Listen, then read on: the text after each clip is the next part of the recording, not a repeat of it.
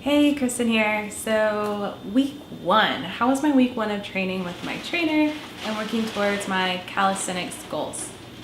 By the way, it's raining outside, so if you hear noises, I'm sorry.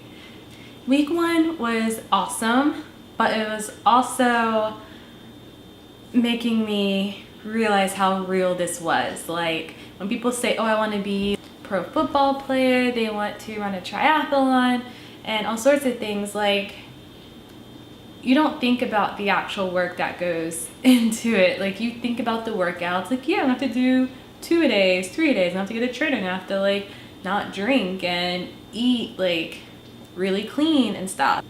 It's more than that. Like this is pretty much how it's been going so far. So I'm meeting with my trainer once a week, and he has a plan for me to work on each week without him.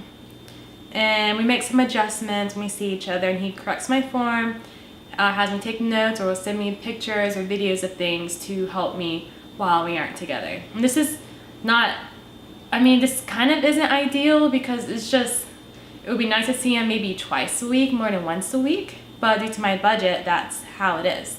But we make it work. This past week's workouts, even though they seem really simple, totally doable, once I got into day 2, maybe 3 or 4 as well, once the push-ups started getting harder and doing the hanging leg lifts started getting really difficult, hurting my hands, and I just wanted to stop, or I wanted to modify to make it easier. I remember that I need to push myself, like mentally, because my body can do more than what my brain thinks it can do. And so what has helped with this and the push and to stay committed to my goal is this notebook. So I got this notebook from the dollar store, just a regular notebook, but I wrote training on it. So I have declared this as my training notebook. And pretty much I've written down all my exercises. I write down like everything. I write down the reps for each set. I write down how I'm feeling. I realize that I have a fear of falling when it comes to hand balances, which seems crazy to me because I love rock climbing, and you think I'd be more afraid of that than being afraid of falling like this far from the floor. But I ended up putting a pillow out in front of me, and it totally increased the amount of time I was able to do a hand balance. So just notes like that in here that I can go and look back on. And also every time I put the number of reps I did and I go to the next set, I would look at it before, especially when I'm getting tired, I would look at it to benchmark, okay, I need to get at least 20 push-ups, okay, like nothing less. I need to get that, and it pushes me harder.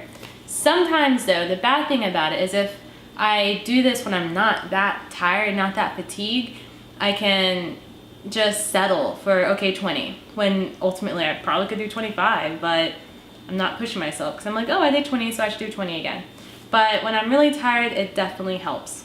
Also, it helps my trainer to be able to push me as well. So I was actually surprised to see that he looked through my notebook, looked at the number of reps I was doing, number of leg hangs or leg raises that I did, and he would say, okay, this time you're gonna go above and beyond that. Like he saw I was doing 14, he's like, okay, I want you to do 20, 23. And so he would be there pushing me harder, which is awesome, which is what he's there for. Otherwise I could just order this training offline. Like there's plenty of YouTubers who sell types of training like that. So definitely recommend getting a notebook to really help with your goals, to push yourself. That was my biggest takeaway this week. So yeah, that's pretty much it. Thanks for joining me, and I'll see you in the next video.